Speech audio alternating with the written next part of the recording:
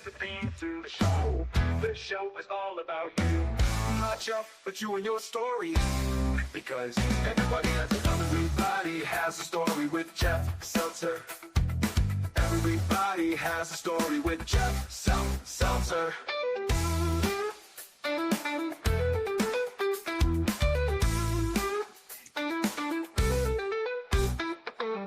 Brought to you by JeffSeltzer.com. Hello and welcome to Everybody Has a Story with Jeff Seltzer. I am your host, Jeff Seltzer, and this is episode 65 of my own personal midlife crisis. Thanks again for joining. As you guys know or probably know at this point, I've kind of walked away from the weekly episodes, going to the monthly at least, I guess you could say. I'll probably have maybe every other week, whatever, but it was a lot. So definitely reducing the amount of content that I'm putting out at this point. A couple of things I wanted to talk about before introducing my guest from this week. And this guest is pretty awesome. The fact that I've known her now for over 9 years. I'm going to ask her what day we met. She won't remember, even though I've told her multiple times. We'll tell that story as well, but we'll get into that when she joins the show. A couple of things. So first of all, back in December, I saw the movie The Housemaid in theaters. Definitely surprised me. It was based on a book, Sydney Sweeney, a few other notable actors as well. Surprisingly, it was like my favorite movie of last year. Really well done. Great twists, surprises. Did really well in theaters. If you didn't see it then, it'll be on Stars starting on April 1st. So this episode will probably drop on March 30th, 31st, something like that.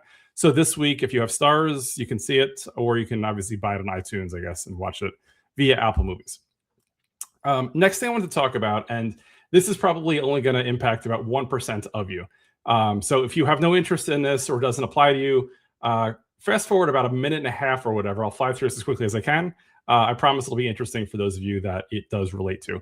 So many people that I know of and that I'm friends with do get company stock via work. So now that it's tax time, and obviously taxes are due on April 15th, a lot of people have to claim taxes on the company stock that vests, so RSU, stuff like that.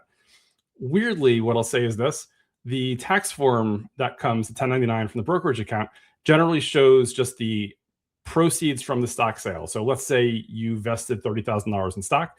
It'll show if you sold the stock that you only got 30, that you got 30 grand, but there's no cost basis. So if you take it as is, it'll look like you've got 30 grand worth of income that you got to file your taxes with. I met with a few people this week that weren't aware that you have to actually take the transaction sheets or some supplemental forms that are there, and that will give you the cost basis. So instead of maybe $30,000 worth of additional income that you get taxed on, it might only be a few $100, or you might have actually lost money if you sold it at a loss. So things to keep in mind. I'm not going to say who, but somebody might have paid a lot more in taxes than they were supposed to over the last few years. Definitely a big learning for that person. So again, if this impacts you, fantastic. Reach out to me if you have any questions. If it doesn't impact you, then, well, hope you learned something, and that's it for now. With that said, I did want to quickly walk through the plugs for the week. So as always, keep in mind, you can find the show's Instagram site at Everybody Has a Story Pod. You can find the show on YouTube at Everybody Has a Story Pod. If you want to email the show directly, you can email the show at everybodyhasastorypod@gmail.com. For all things Jeff Seltzer, you can always check me out at jeffseltzer.com. This show is available on all podcast platforms, video on Spotify and YouTube, audio everywhere else. That would be like Apple, Pandora, iHeartRadio. Pretty much anywhere you can find a podcast, you can find this one. If you find a podcast platform that I'm not on, let me know, and I'll do everything I can to have it added. With that said, I did want to introduce my guest for this week, Alaina Hucke. Alaina, how are you today? I'm great, Jeff. Thank you. How are you? I'm very good. Thank you for asking. So first of all, for those of you that don't know, I've known Alaina now for just over 9 years. We met back in January of 2017. Quick funny story about that. We actually met as she interviewed me for a job at the time. It was her, another good friend of mine, Scott, and somebody else that I currently work with as well, in a small, maybe the bigger conference room in the basement of the building that we both eventually worked at the time. So very weird, or I think it's kind of, novel that 9 years later we're still in touch. So Alaina, first of all, thank you for recommending me to get hired for that job, because that's what brought us together here. And secondly, again, it's always a pleasure to see you. So thank you, Alaina.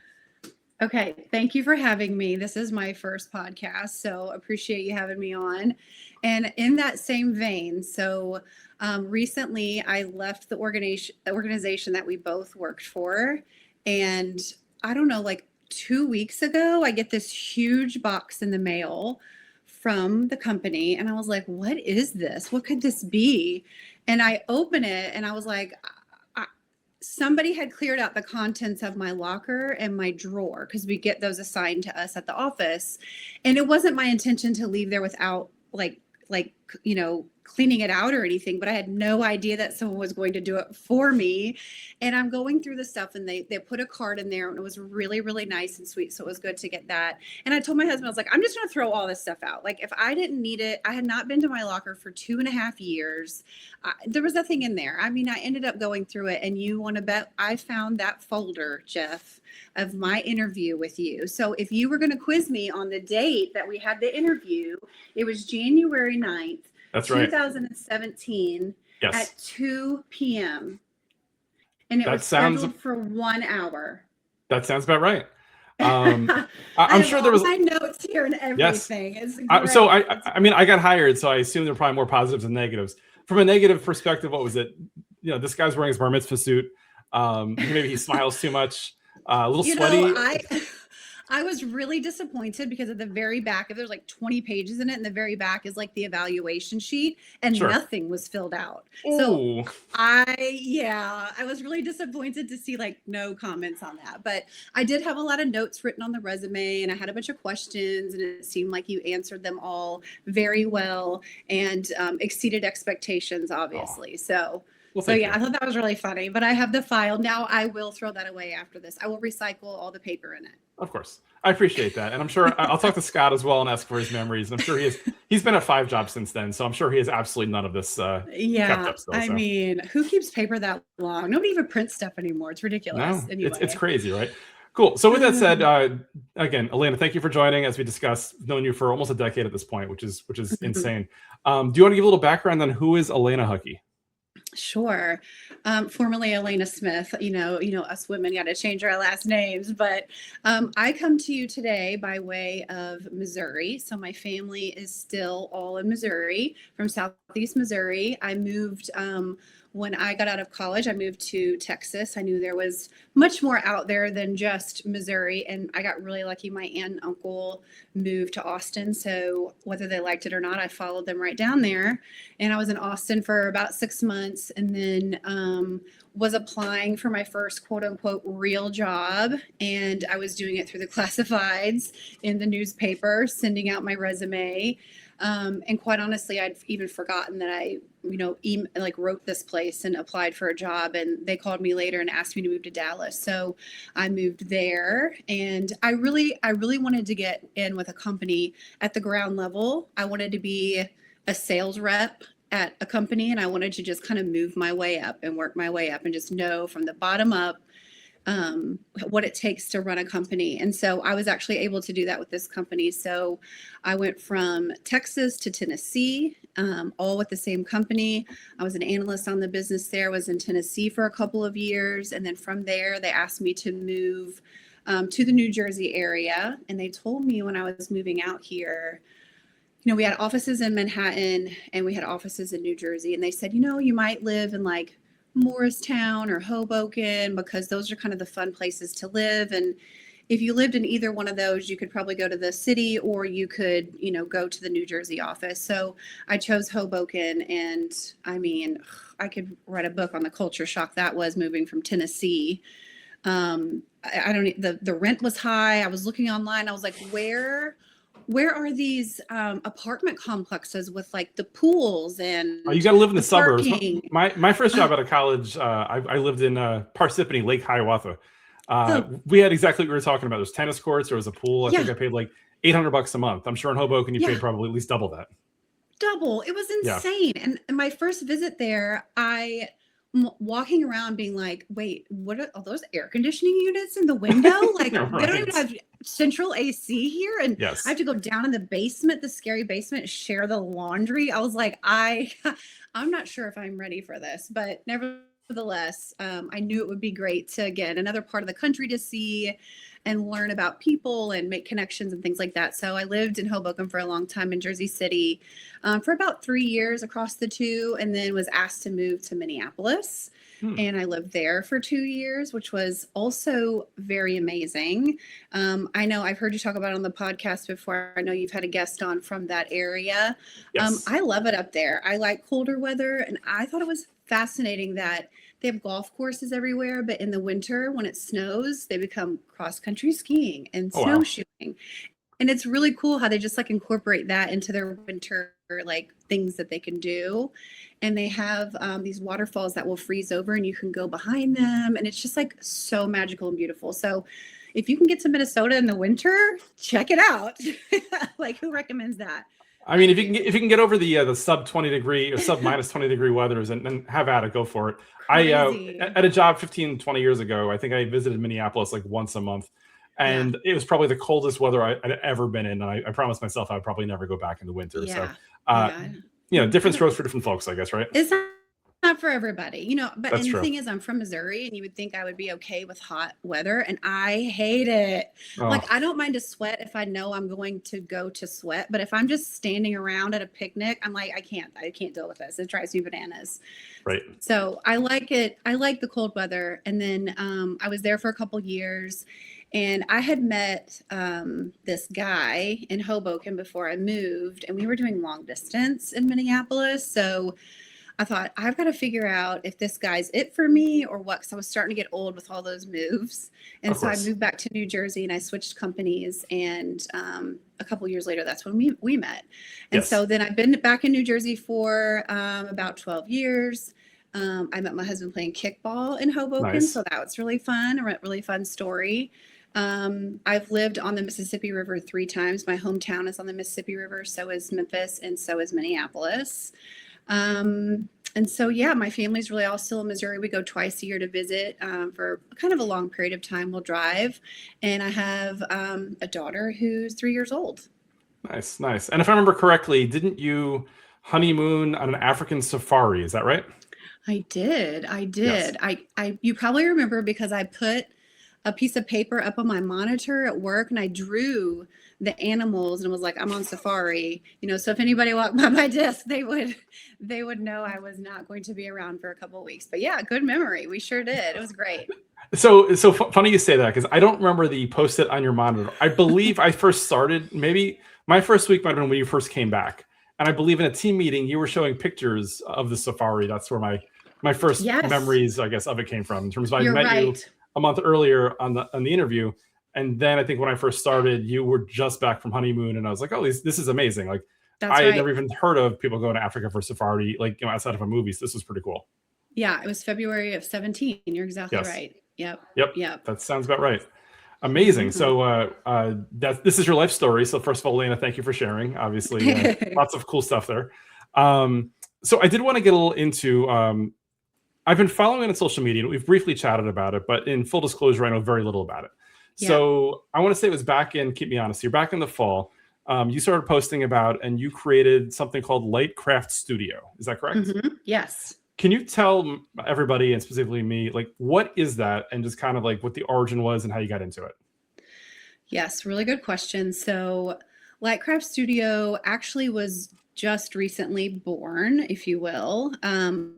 I'd actually had something like in me for a while, and I kept coming up with these like business ideas and thoughts, and I'd kind of like, quote unquote, write it on paper or maybe like throw it in AI or something and say like, let's start to build this out. And I'd always like get hung up on something that just made it like not quite right for me. But in November of last year, I had went away with some girlfriends. They decided to take me away for my 45th birthday because when I turned 40, it was in COVID. And they were like, let's get you away. It's time, we need to do something for your birthday. And I was just filled with so much gratitude for that thought. And I happened to just finish reading a book called The First Witch of Boston. My birthday's in November, so it's kind of like the tail end of the spooky season.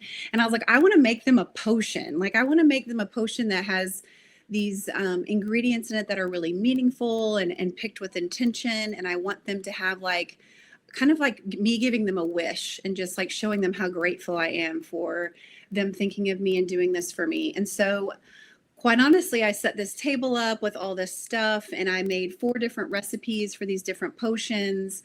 And I set it up in the front of the room and they kind of all came in and they were like, what is this? And I was like, oh, I quit my job and this is my new like side hustle. They were all like, yay, good for you. That's awesome. And I was like, no, I'm just kidding. But I was like, I'm glad I have your support.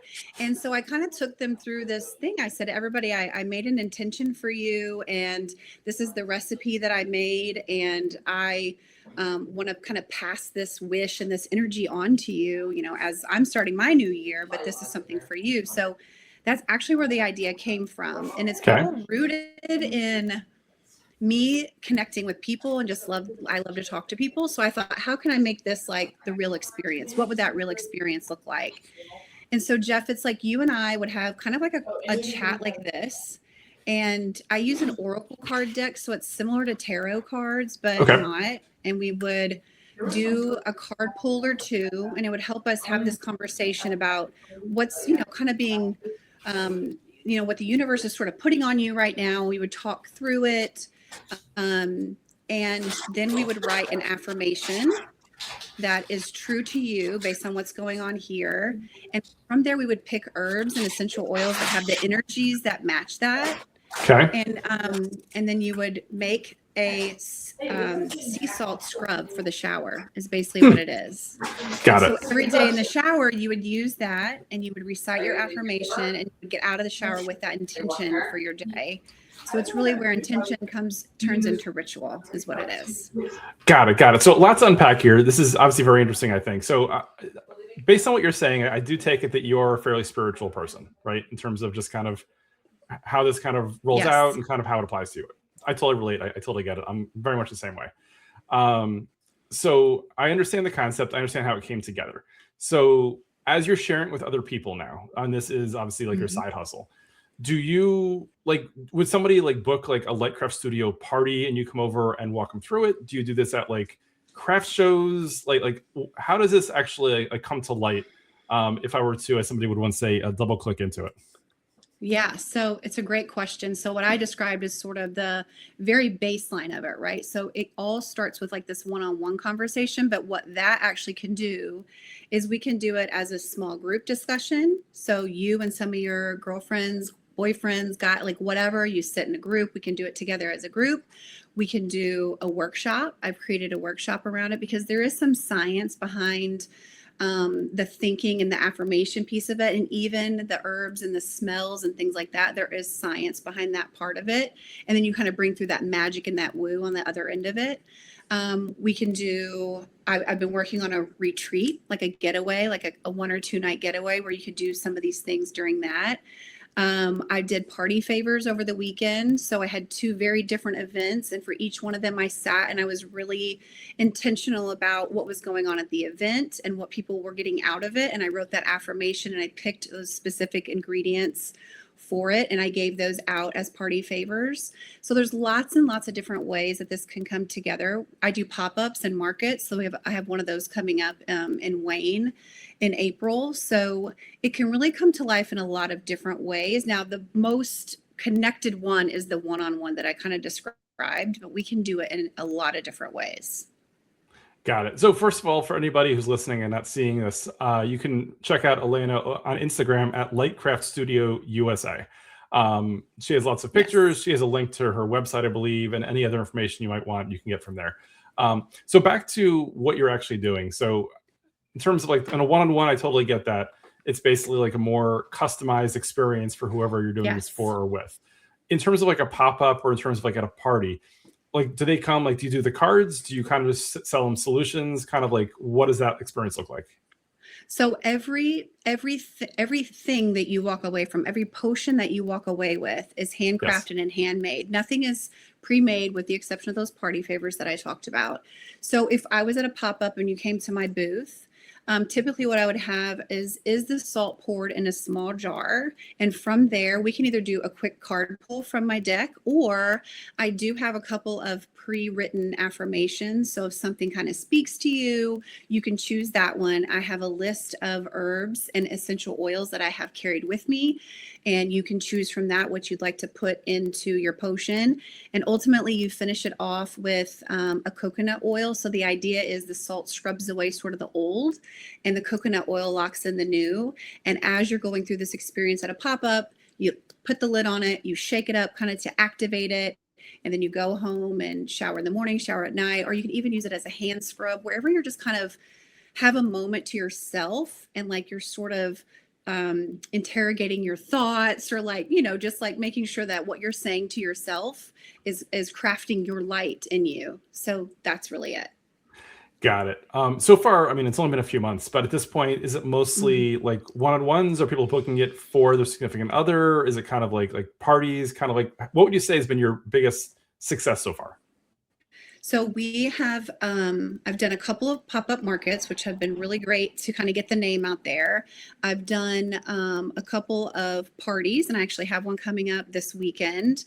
And they've been done different ways. So the one that's coming up is people are booking 30-minute slots, and we do one-on-one sessions. Where the prior one was actually more of a group conversation.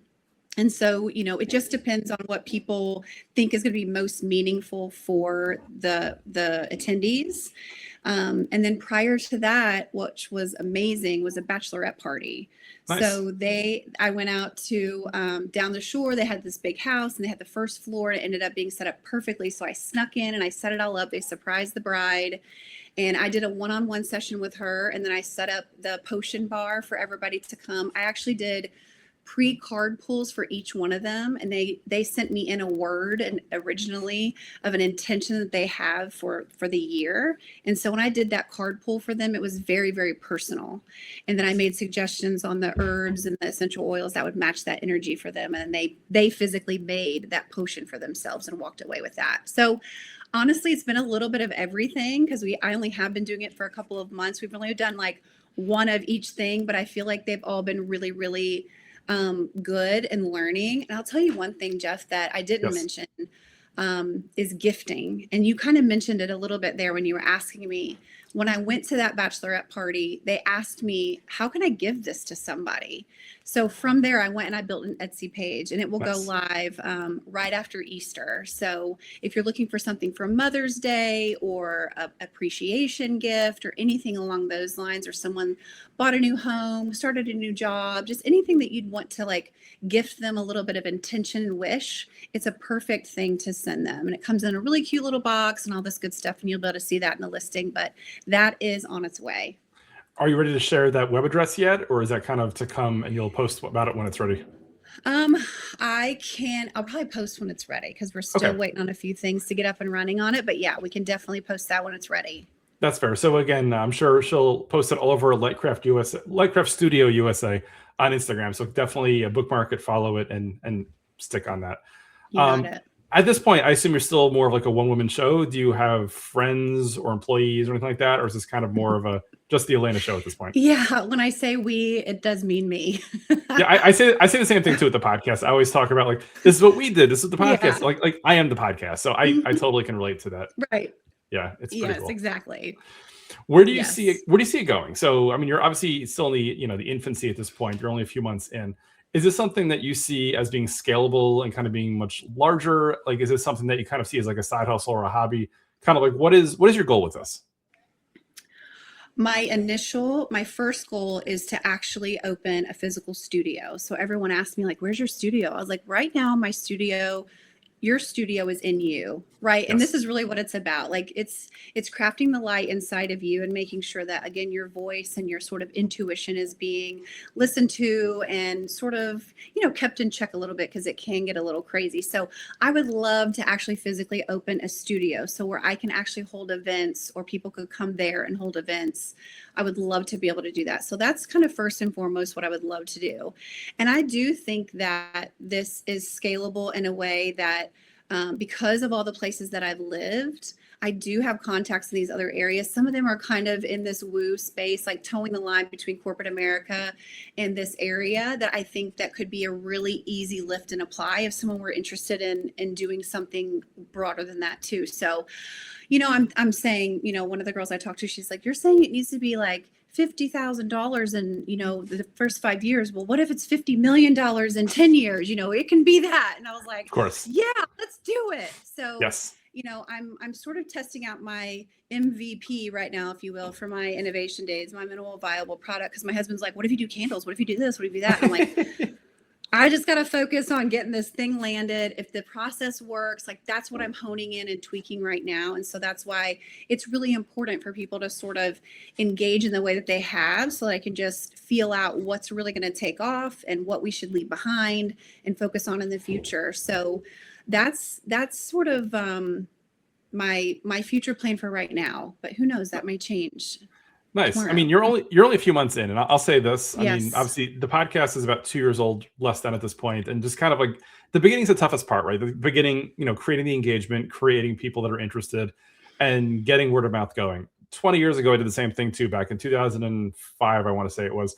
I had Seltzer Video Productions, where this was 2005. So this was really in the infancy of a lot of things. Where my main thing was I was helping people convert like VHS to DVD and like stuff like that, or digitizing stuff. Eventually, Walgreens knocked me out of business because it would take me, real time, like hours to convert it. Walgreens to do it for like $10. And I was like, you know what? There's no way I can make a living off this or make any money off of it. So I kind of abandoned that as my side hustle. But again, the podcast, which at this point is more of a hobby for myself, I don't make any money on. It's just kind of like, getting word out and pushing it. So, but it sounds like, you've already done a lot of pop-ups. You've done some parties. You've done some one-on-ones.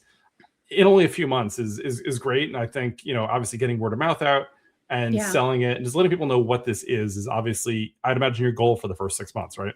Right. Absolutely. I mean, I think one of the toughest things with the transition for me has been walking a little bit away from the pace of corporate America into being an owner of a business that nobody knows, right? Like I'm coming off of brands and companies that are really well known to Lightcraft Studio that people are like, I don't even know what that is. Like I have no clue.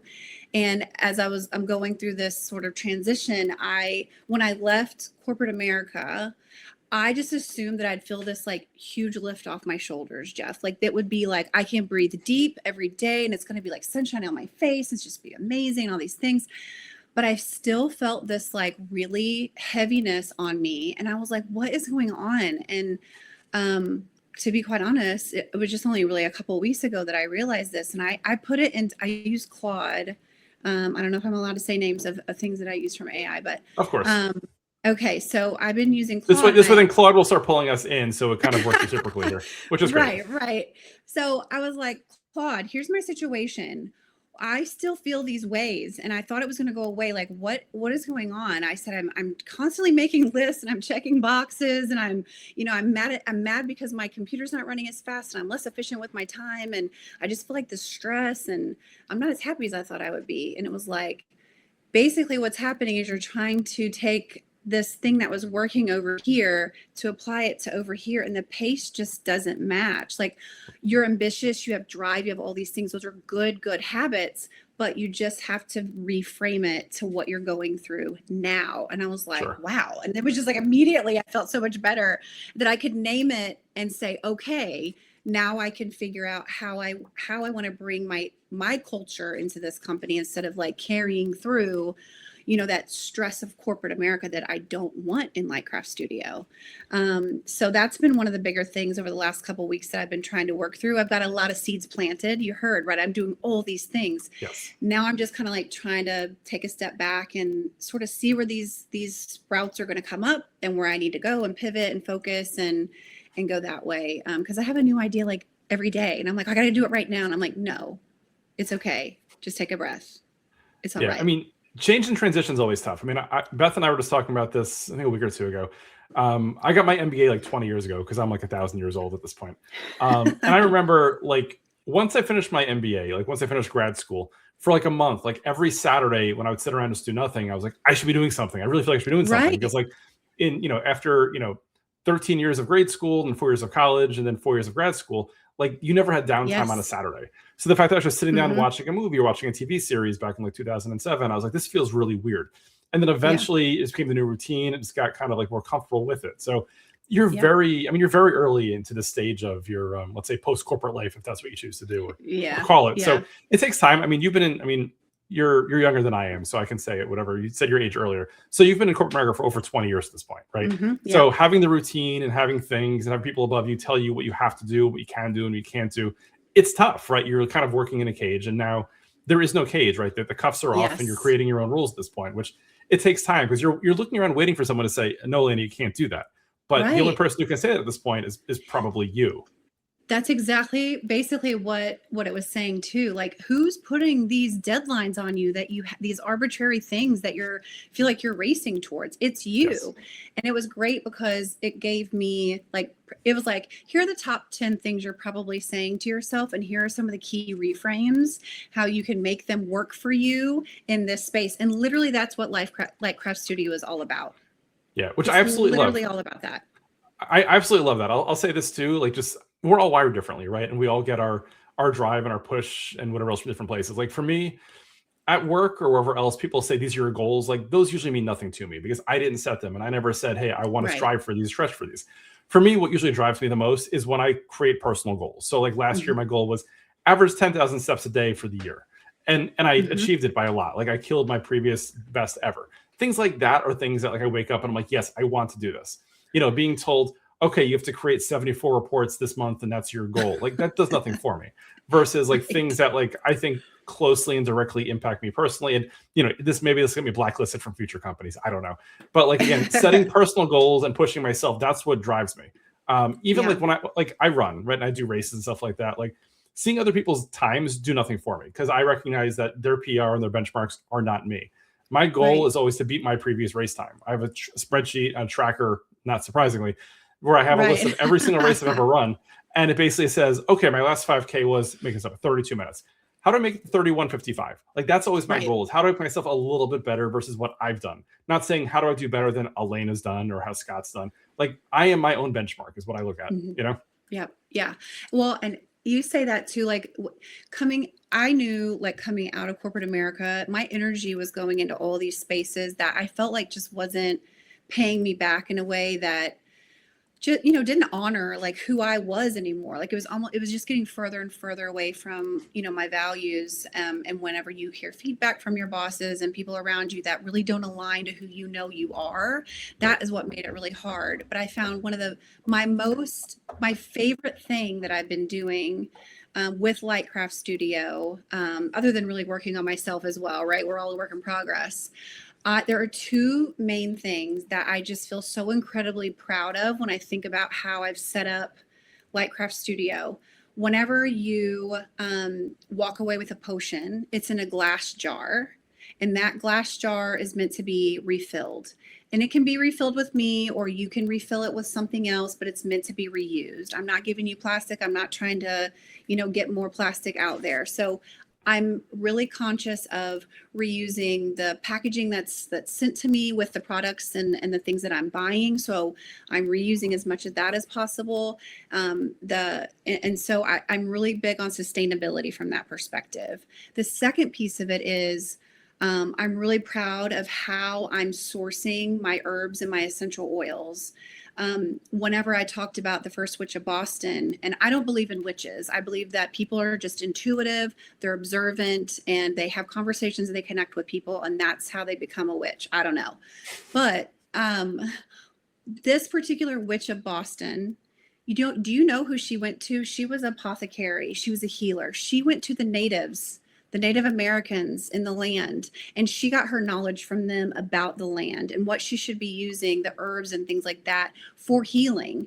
And so as I'm sourcing my herbs and essential oils, I've been trying to be very intentional about who I'm sourcing them from. I found a woman in New Orleans. She's a Native American, and she's got a ton of different herbs and essential oils. So it makes me so happy to be able to source my ingredients from her. And that's something I get to do without having to go to somebody else, my boss or whomever, and say, and it's going to cost a little bit more, but it is worth it because it's quality and it's from the earth. And I love the energy that it has. So those are two things that I'm really, really proud of when I'm putting this business together. They're really important to me in corporate America. And now I can do that without question where I'm at right now. And I absolutely love it.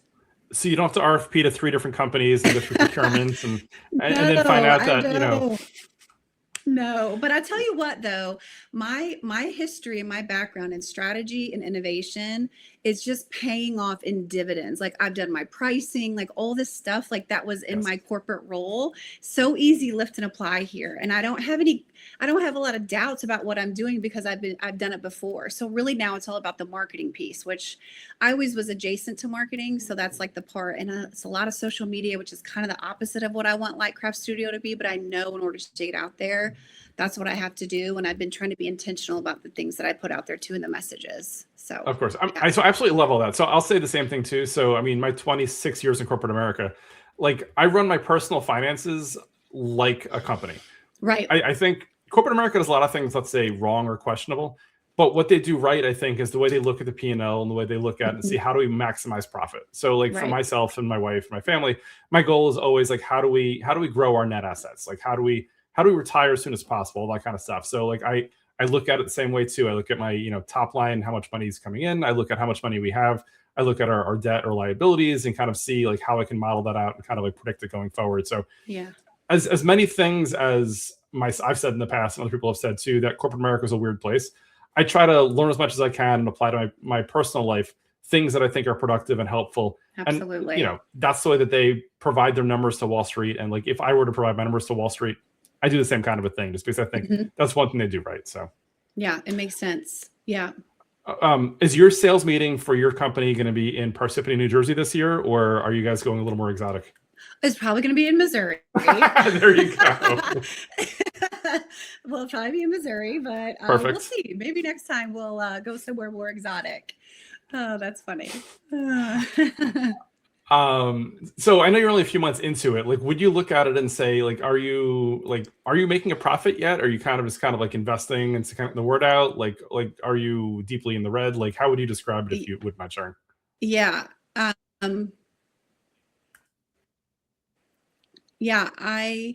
So running for 1 month, actually being out in the marketplace and being in a position to sell things, which was February.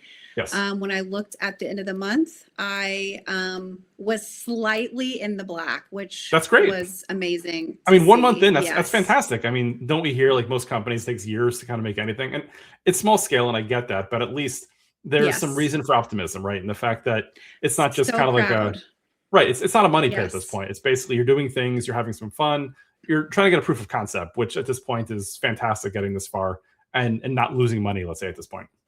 Yeah. And I haven't done any like marketing investment yet, which I will be doing probably in the upcoming few months, which probably will, put a little bit of dent in that, but I'm okay with that. Like, like we said, like, especially again, being in innovation and knowing that it takes a lot for new things to lift, even when you have a brand name behind you.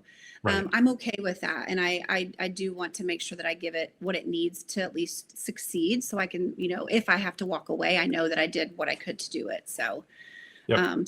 So good signals for sure, with a couple of things still in the pipeline in the future. And I'm working on, what's next in those next few months. So it's all good. Nice. And I know obviously right now you're regional or local to New Jersey. You also said obviously you have ties to Missouri. But with your upcoming Etsy store and all that kind of stuff, you could probably ship, I would assume, nationwide or even beyond that, right? Like, is that kind of your aspiration? Yeah, definitely within the US for sure. I haven't thought about international yet, but heck, I mean, look, I don't turn much down right now unless it's like fully like not aligned at all. Because again, like I'm just trying to see what's gonna lift and what's gonna go. And I'm happy to, pivot where I need to, and, I'll talk to anybody about anything. Of course.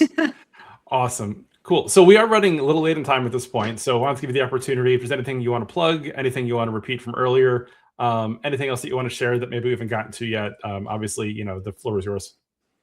Jeff, I actually have some questions for you. Oh, please. Yes, absolutely. This hasn't happened really since my 1-year anniversary episode where I had Daniel Ireland host the show, and he hosted me as the guest. So that was a fun hour where I was answering questions the entire time. And they were all very creative and very well researched, as Daniel only would do. So Alaina, we've known each other for almost a decade. Ask me whatever you'd like, please. Okay. And hopefully I haven't listened to every single one of the episodes on the podcast, so hopefully no one's asked you this yet. Sure, absolutely. But your name of your podcast is Everybody Has a Story. That's correct. Because I believe everybody has a story. Yes. So I like to tell people it's called Everyone Has a Story. Ooh, that's So not me. I know, right? Like that's somebody I think else. I think somebody else already has that. Is why I chose this one when I first came up with Well, it. that's what I wanted you to talk to us about. How did Yes. you make a choice between a body and a one? Everybody or everyone? Gotcha. So it's a great question. So there's a couple of parts I'll say to it. So first of all, I think everyone has a story might already exist. So I think if you go on like Apple Mm, Podcasts, you might see it. So from a got branding it. perspective, now granted, I added the with Jeff Seltzer, but I also wanted to create as little confusion as possible, right? Like I didn't want what there be. Everyone has a story. I say the wrong thing all the No, time. it's okay. It's fair. I mean, what I tell people is just go on the web and just do a search for Jeff Seltzer podcast, and this pops up. So as far as I'm aware, I'm the only Jeff Seltzer that has a podcast. If you do like a Google search for like most notable Jeff Seltzers, I think I'm number 2 or number 3. Mm-hmm. There is a super successful like financial guru on Wall Street or a hedge fund or something named Jeff Seltzer. I think Oh, he's number 1. I in did good try to get him. company. Yes, I did. So a number of years ago when I got laid off, when I was between Pfizer and Pfizer, I was bored one day. Went on LinkedIn and I connected to everybody with the last name Seltzer that I could find. I was just bored one day, something I did. And I was especially interested because I found a Jeff Seltzer. I was like, oh, this is fantastic. I think the guy's about 20 years older than I am. So fast forward to last year, and I was looking for guests. I was like, what should I do? So I've told the story before. I'm not sure if I've told you this before. In high school, there was another Jeff Seltzer who was the same age as me, but lived like 2 towns over. This was like sophomore, junior year of high school. I was class of 95. He went to Old Bridge, I think Madison Central. I went to Edison High School. He was like all state track. Like this guy was like legit. Like he was like a stud. So the story that I love to share is the fact that junior year of high school, I ran cross country. I showed up the first day to sign up, and the coach, when he saw me write my name down, like he was in love. Like he was like, wow, like this guy is going to take us to championships. I'm looking at it, I'm like, what is going on here? Like, don't look at me so weirdly. This is just really, really odd. And like, I didn't recognize it at the time, but eventually, like first day of practice, we all start running. I come in dead last. Like, I'm not going to have the bravado and say I'm a fantastic athlete. Like I run, I do things, but I'm not great. And the look on this guy's face when it went from like super happy to OF, like this is not the Jeff Seltzer I thought it was. For me, like, I don't know that I necessarily recognize it all at the time. And maybe, 35, 40 years later, I've exaggerated a little bit. But like, I think he very quickly realized that I was not the Jeff Seltzer that he thought that I was. Oh. Yeah. So he didn't make the top list of notable Jeff Seltzers, as he, I told us on the story on the podcast in the past also, eventually changed his name to Yaakov Ephraim Seltzer.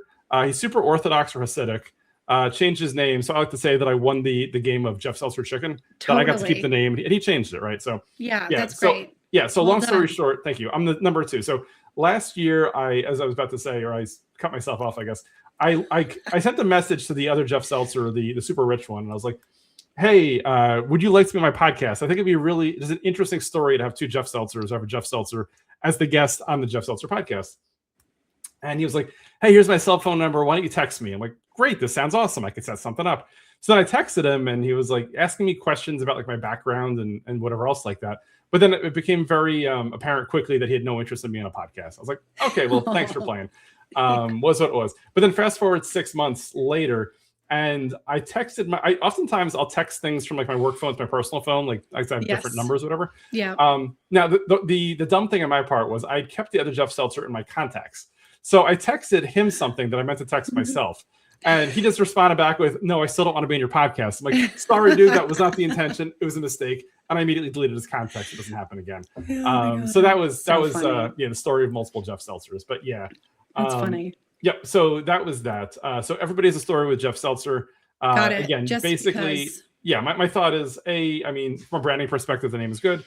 And B, I do believe everyone has a story, right? Like, there were many people that I've talked to on the podcast that are like, nah, I'd be boring to be a bad podcast. But like I found that I'm a decent like host in terms of like I can get people to talk and ask questions. I refer to myself as an introvert. Stephanie says I'm an extrovert. Definitely not an extrovert. So I'm not really sure what I am.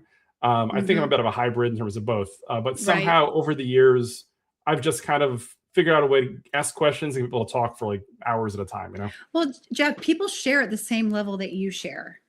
Yeah. You know what I mean? So Absolutely. you're very open to share your story. So therefore people feel comfortable to share theirs with you. And I think you're spot on, though. Everybody does have a story, whether that story is like someone else's, their experience is their own. And I feel like I learned that a lot when I was pregnant, and, you know, some of the things that I had to deal with post-pregnancy. Everyone's like, oh, so-and-so has that problem. And I'm like, no, but it's mine. And I don't want you to diminish my story. Like, this is my story and my experience. So I love that you have a platform for people to come on and tell their story. I think it's absolutely phenomenal. And like I said, I've listened to a few of them, and I always get a nice little chuckle, Jeff, because you just do bring it out in yourself and others. And I think it's fabulous. So I'm going to keep us going on time because we're going to run short. I have a lot of questions here for you. Yeah, of course. But instead of the questions, what I'll do is I'm just going to tell you when I think of you. Yes. These are the two main things that I think of. Okay. I think that if anybody works at the company that you're at, they should absolutely ask you how to take advantage of the company perks and the stock investments like you opened with. Like, I'm not surprised that you're talking about that kind of stuff. Like you said, you have an annual family PowerPoint. Yes. I learned that immediately as soon as I met you. And so I feel like anybody that knows you, that works with you, if they have any questions, or even if they don't work with you, you can probably direct them where to find the benefits and the things to take advantage of from their company in a positive way, like the perks that we have that nobody uses because we don't know how to find them. Right. So I always think about you when that. And the other thing is, okay, so you are responsible for my Apple Music membership. Ooh. Yes. Okay, tell me. So good or bad, I don't. Yes. It is good. It is good. So when we met, I guess, I mean, I hadn't bought the Apple Music membership. I was just buying my songs individual for $1.29 every download. And you're like, right. Insane. Just pay this. And I was like, well, what if I need to leave Apple? You're like, then don't. Like, it's fine.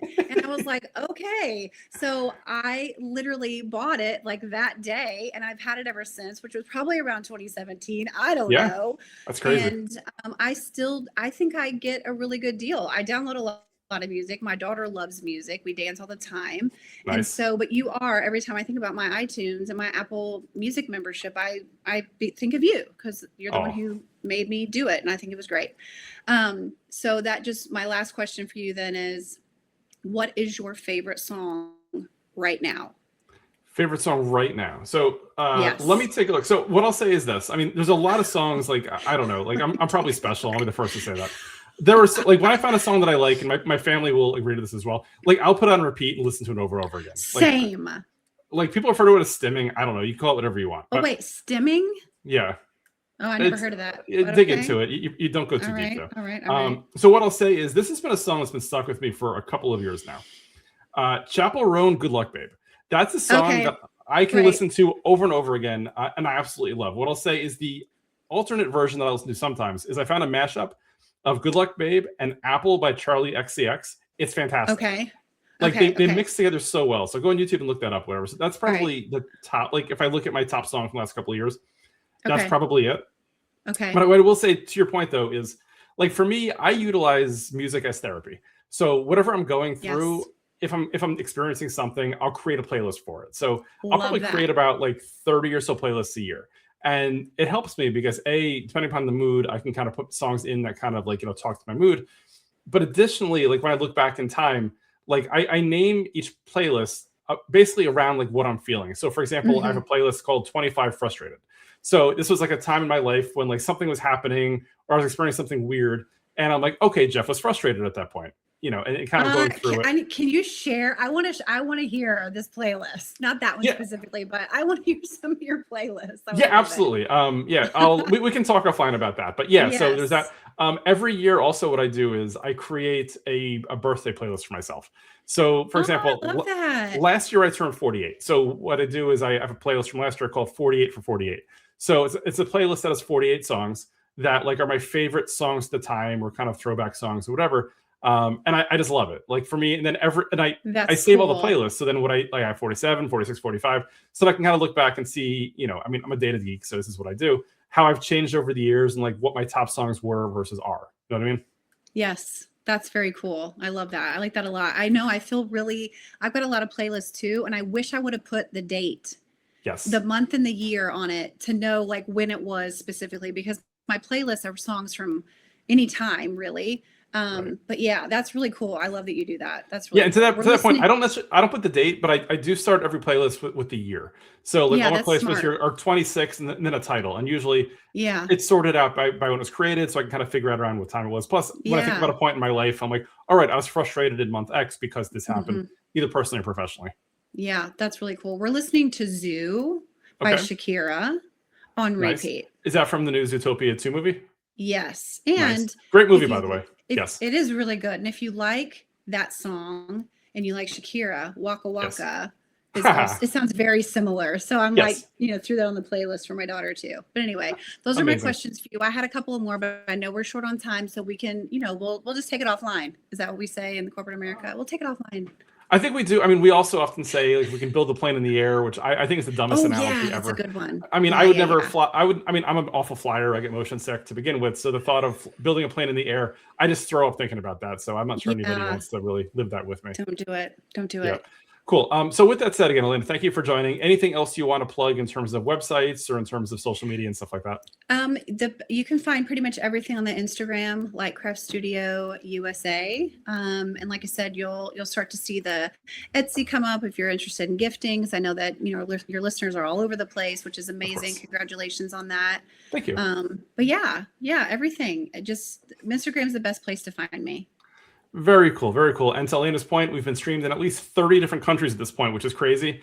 We hit Yes. our 6th continent. We're waiting for Antarctica. So if anybody out there is traveling to Antarctica, please listen to at least 1 minute, 1 second of any episode up in Antarctica, and I'll have world domination, which is all we're all going for at this point, I guess.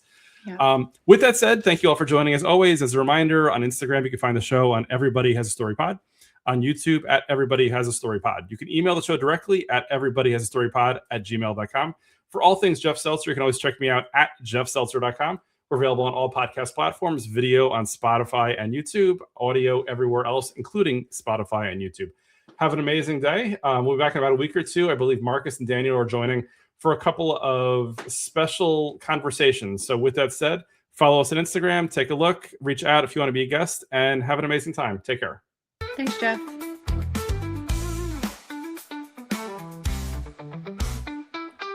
Everybody has a story with Jeff Seltzer. Everybody has a story with Jeff Seltzer. Everybody has a story with Jeff Seltzer. Everybody has a story with Jeff Seltzer. Everybody has a story with Jeff Seltzer.